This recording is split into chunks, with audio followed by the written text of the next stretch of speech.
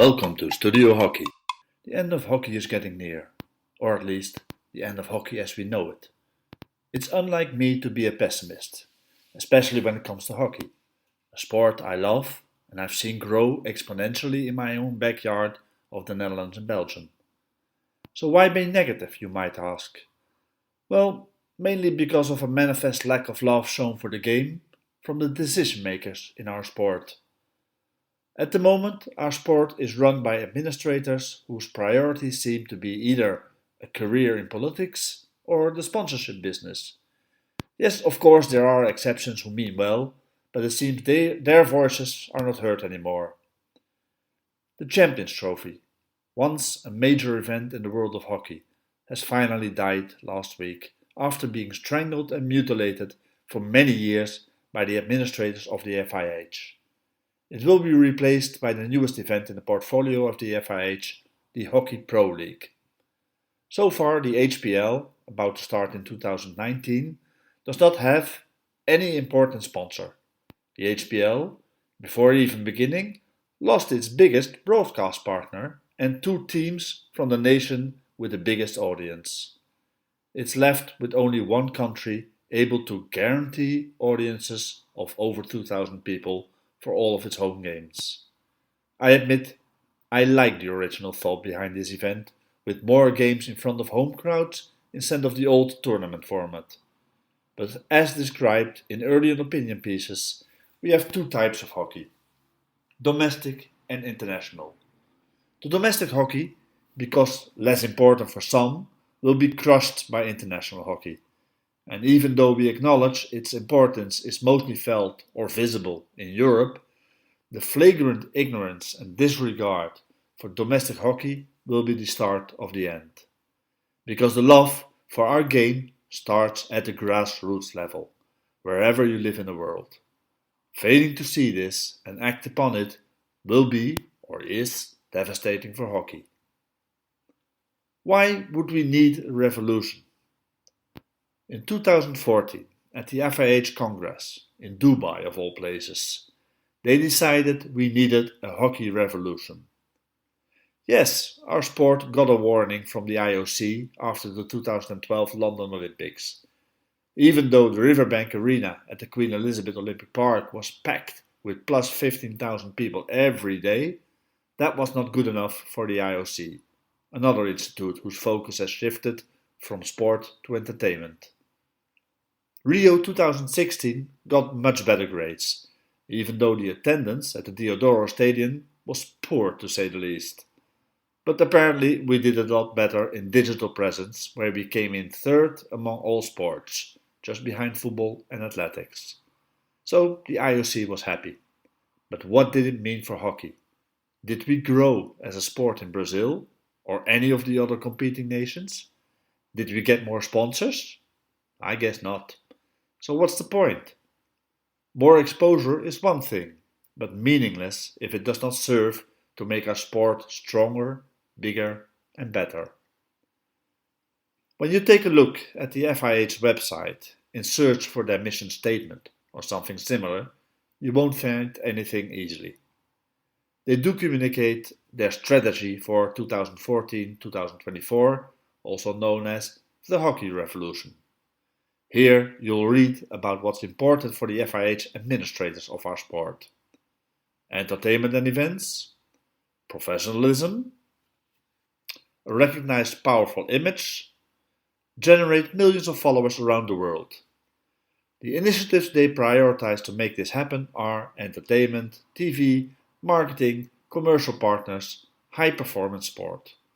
You'll have a hard time finding anything about the original values of team sports: fair play, health, education, participation and inclusion.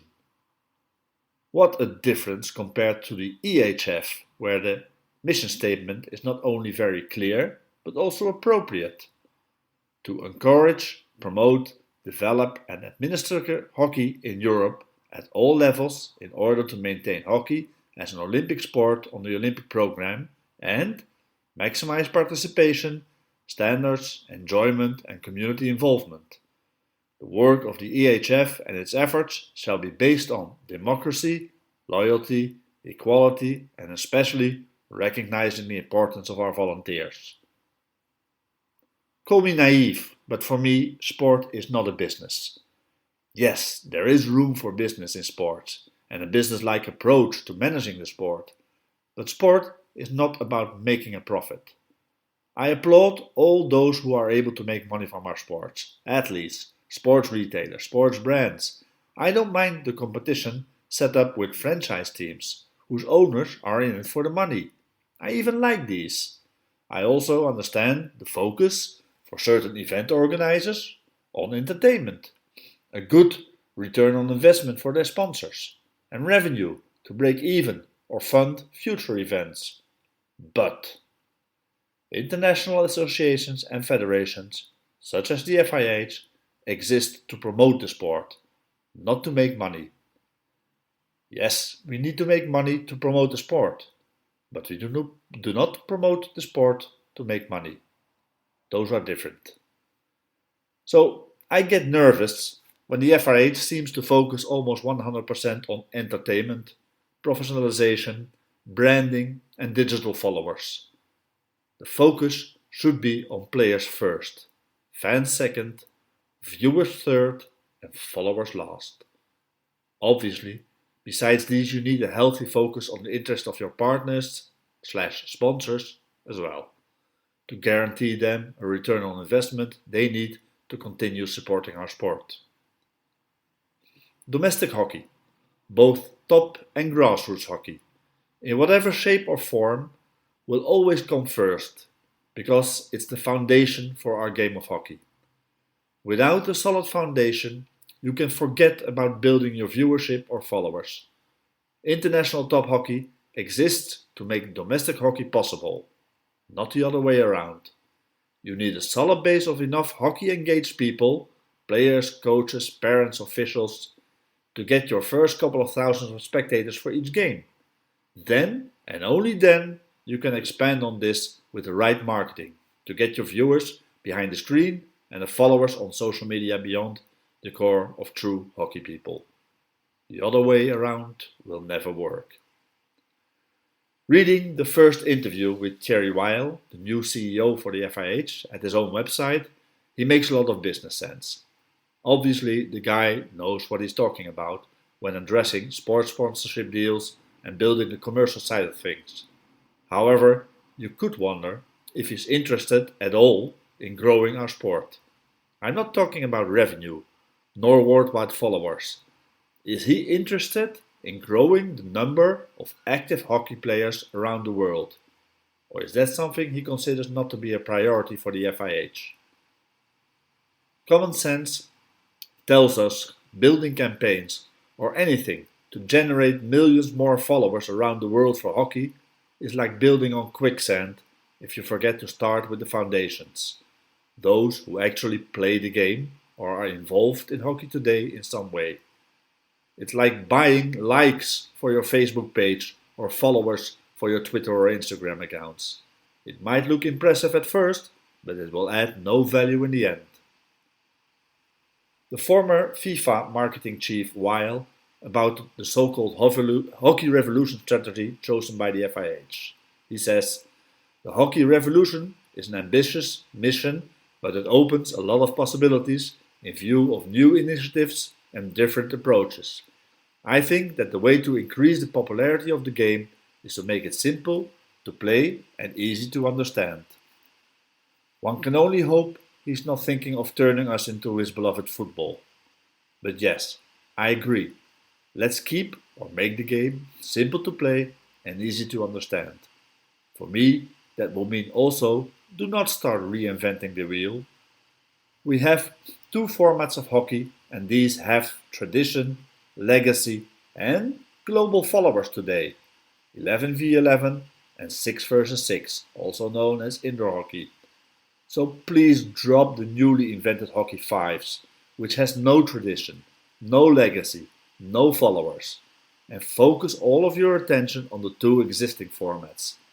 While you're at it, please tell the good folks in Australia to also forget about their hockey nines and other crazy experiments. Keep it simple. We've got a traditional format with our standard 11v11 game, and the hyped short format exists as well, with our indoor hockey, which could be rebranded as Hockey Sixes. This could be played at either outside or indoor on a smaller pitch, same size as handball pitches, with a smooth surface instead of artificial grass. Simpler rules would be welcome, but we might want to focus innovation for a couple of years on the way we bring the game to the screens instead of changing the rules every year.